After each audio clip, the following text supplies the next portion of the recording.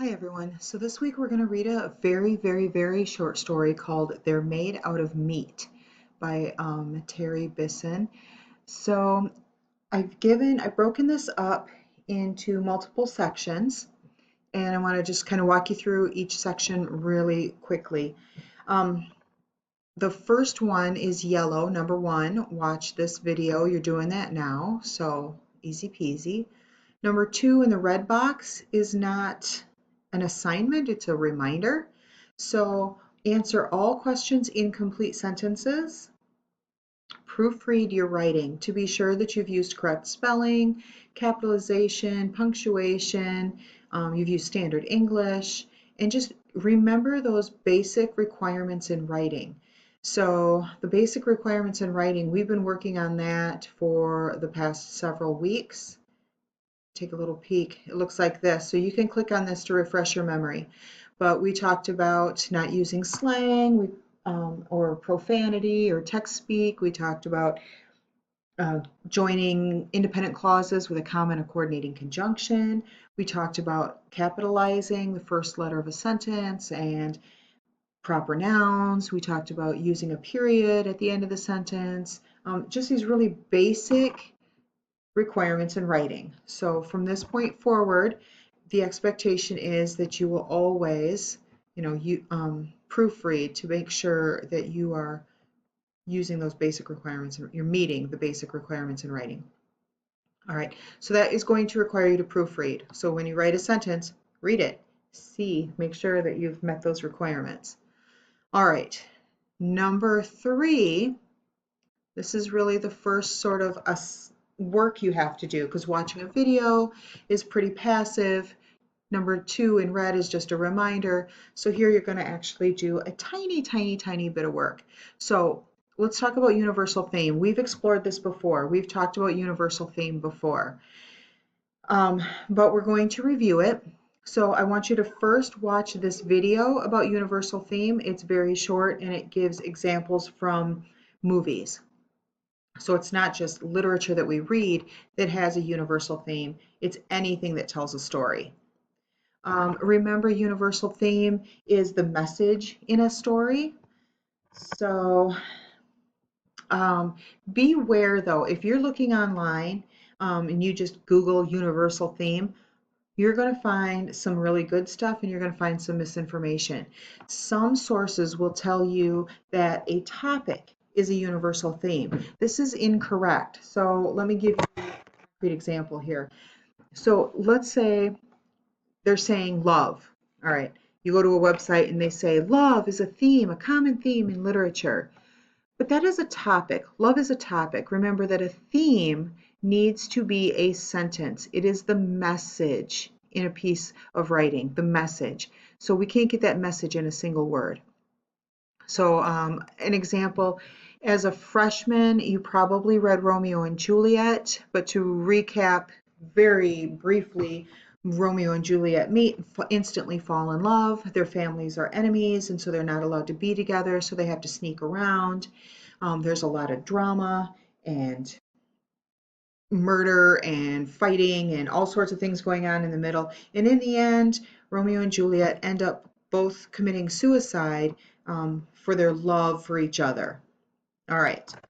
So could we say that a topic in Romeo and Juliet is love? Absolutely. Absolutely. But it's not the message. What message do you get from reading Romeo and Juliet or watching the play? It's not just love. That's not a message. That's just a word, a topic. The message might be love is a very powerful emotion that sometimes overrides our logic and reason. Okay, so this is a message that we get from it.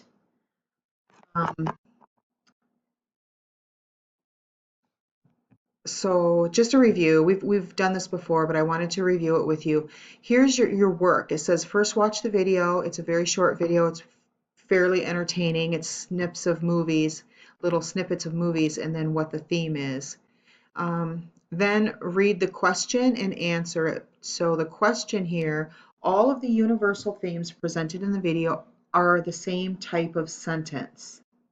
So when you write a theme or you see a theme, it should be a sentence, and it's a particular type of sentence. Should it be an imperative sentence or should it be a declarative sentence? Now, a couple of things. We've already talked about imperative and declarative sentences and what they are, but if you need some review, no worries. These are both links. You can link on them and get a reminder. Also, there's a reminder here to see the red box above. So remember, the red box was a reminder to you to proofread and make sure you're meeting those basic requirements in writing. All right, so then down here where it says A for answer in the blue box, you'll write incomplete sentences using standard English, your answer to this sentence. Is a universal theme written as an imperative sentence or as a declarative sentence? All right. Moving on to number 4 in the green box. Here you're going to go to commonlit.org, and we've used commonlit.org before, and this is where our story is and some of the work you'll do with the story. So you're going to read the story that's been assigned to you. It's called They're Made Out of Meat. It is very, very short. In fact, it's just a single conversation. So you're going to read it. As you read, you're going to answer the guiding questions. If you remember doing Common Lit in the past, it stops you as you're reading it and asks you questions. So you'll answer those. Those are the guiding questions. And then when you're all done reading, you're going to answer the assessment questions. Now, when you get to commonlit.org, if you want it to read to you, you want to listen as you read along, you can click right up in near the upper right-hand corner. It says read aloud. If you click that, it will read the story to you, and it will stop every time you get to one of those guiding questions and let you answer the question, and then it'll resume reading again. So you don't have to. If you don't like to be read to, you can read it on your own without that. But that is an option for you if you like the story to be read out loud to you. All right, and then finally, the last thing you'll be asked to do for this assignment is in the purple box, number 5. After completing the assignment on commonlit.org, you're going to answer this question in 2 to 4 sentences. So you don't have to write a book, just 2 to 4 sentences. But as a reminder, you should review the red box. Remember, you're meeting those basic requirements in writing. All right, so the question that you're going to answer in 2 to 4 sentences is, what did you think of the story? Use at least one specific detail from the story in your answer. So let me give you an example. Maybe I'm going to say, I thought the story was really scary.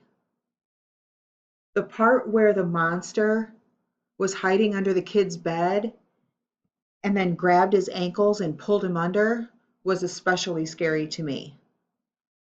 There you go. That's 2 sentences. You've met the length requirement. They're complete sentences. Make sure you're capitalizing, punctuating, using standard English, no text speak or slang or profanity. And that's it. That's the end of the assignment. So how are you going to be graded this week? You're going to get 2 grades in the grade book.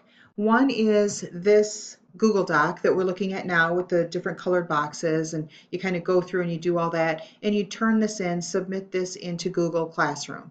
This is going to be a grade. The other grade in the grade book this week is going to be the work you did on commonlit.org. So that was in the green box here, number 4. So when you go to Common Lit and you read the story and you answer those guiding questions as you read and the assessment questions after you read, that is going to give you a score. That's going in the grade book as well. So 2 grades in the grade book this week. So this is your Monday and Tuesday work.